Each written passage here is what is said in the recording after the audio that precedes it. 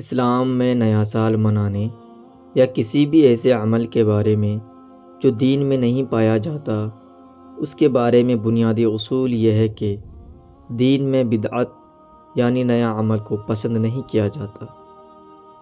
دین میں جو چیزیں رسول اللہ صلی اللہ علیہ وسلم اور صحابہ کرام رضی اللہ تعالی علیہم اجمعین کے زمانے میں موجود نہیں تھی اور بعد میں ایجاد کی گئی، اسے بدعت کہا جاتا ہے۔ نیا سال منانے کے بارے میں اصولی بات، نبی اکرم صلی اللہ علیہ وسلم نے فرمایا، جس نے ہمارے اس دین میں کوئی نئی چیز نکالی جو اس میں سے نہیں ہے، وہ رد کر دی جائے گی۔ اسلام میں عیدین کے علاوہ کسی اور تہوار کی گنجائش نہیں۔ اسلام میں عید الفطر اور عید الاضحیٰ کے علاوہ کسی اور دن کو جشن کے طور پر منانے کا تصور نہیں ہے۔ رسول اللہ صلی اللہ علیہ وسلم نے فرمایا، ہر قوم کا ایک تہوار ہوتا ہے اور یہ ہماری عیدین ہیں۔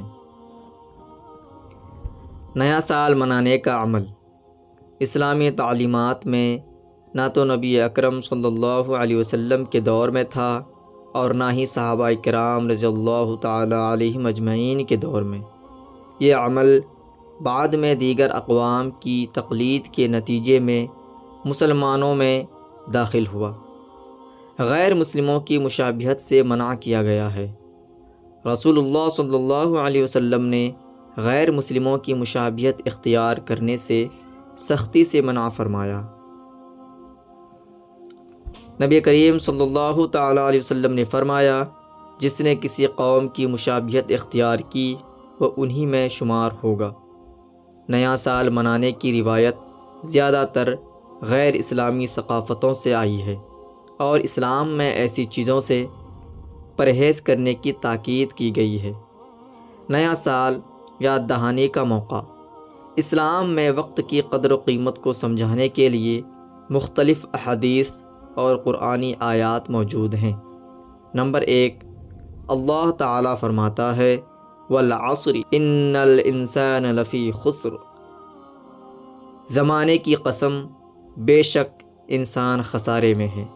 نمبر 2، نبی اکرم صلی اللہ تعالی علیہ وسلم نے فرمایا، دو نعمتیں ایسی ہیں جن میں بہت سے لوگ خسارے میں رہتے ہیں، صحت اور فراغت۔ لہٰذا نیا سال مسلمانوں کے لیے اپنی زندگی کے محاسبے، اعمال کی اصلاح اور اللہ سے تعلق مضبوط کرنے کا موقع ہو سکتا ہے، نہ کہ جشن منانے یا غیر اسلامی رسم و رواج کو اپنانے کا۔